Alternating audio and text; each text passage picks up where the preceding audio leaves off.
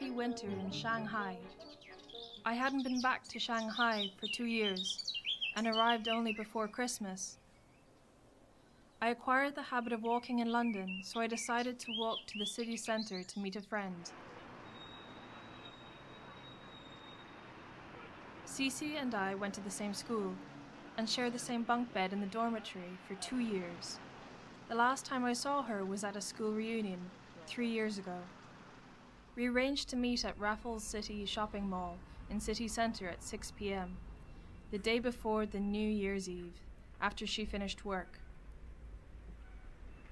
The mall was situated between Nanxing Pedestrian Street and the People's Square.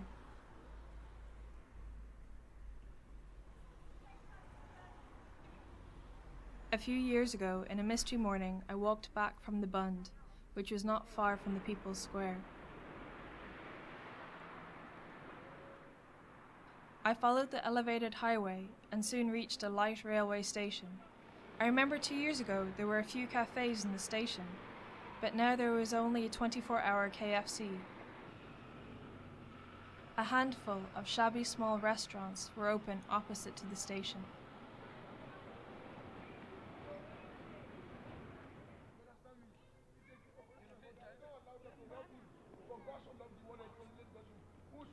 I walked across Luxing Park.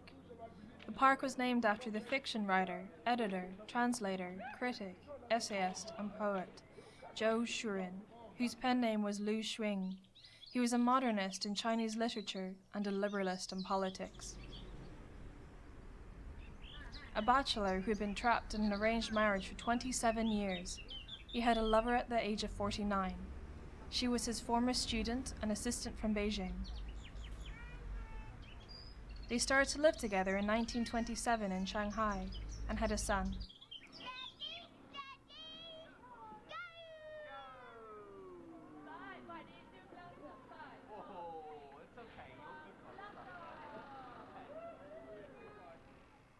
Lu Xing died in 1936 in his flat when he was 55.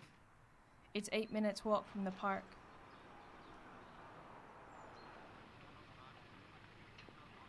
Before I read Haruki Murakami's A Wild Sheep Chase and spent several years afterwards to read and reread all his works, I had an unprovoked interest in Lu Xing's literature. I read all his short stories, several volumes of his diaries, and his correspondence with his lover.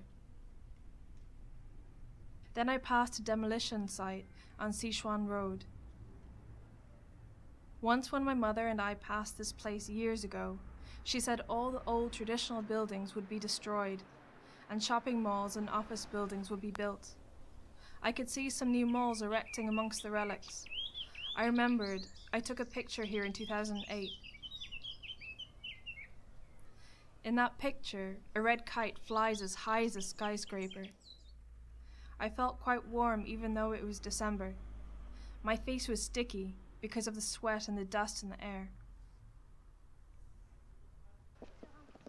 I reached Fuzhou Road, lined with painting material shops and bookstores selling books by weight. Among them was Shanghai Book City, a gigantic 9-story block, looked like a library. I frequented 8th floor when I was at school to flip through the heavy hardback art books. I bought my first English novels there, The Adventures of Sherlock Holmes. Soon I found myself at the entrance of Nanjing Pedestrian Street. The oldest and busiest pedestrian road in China was packed with tourists, beggars, and opportunists.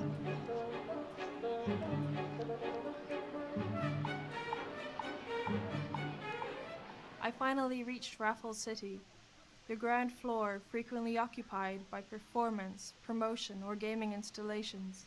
Just like 2 years ago, was the meeting point of the fancy-dressed youths. I successfully spotted Cece outside one of the trendy shops in the mall. She suggested we should go to West Nanjing Road for food.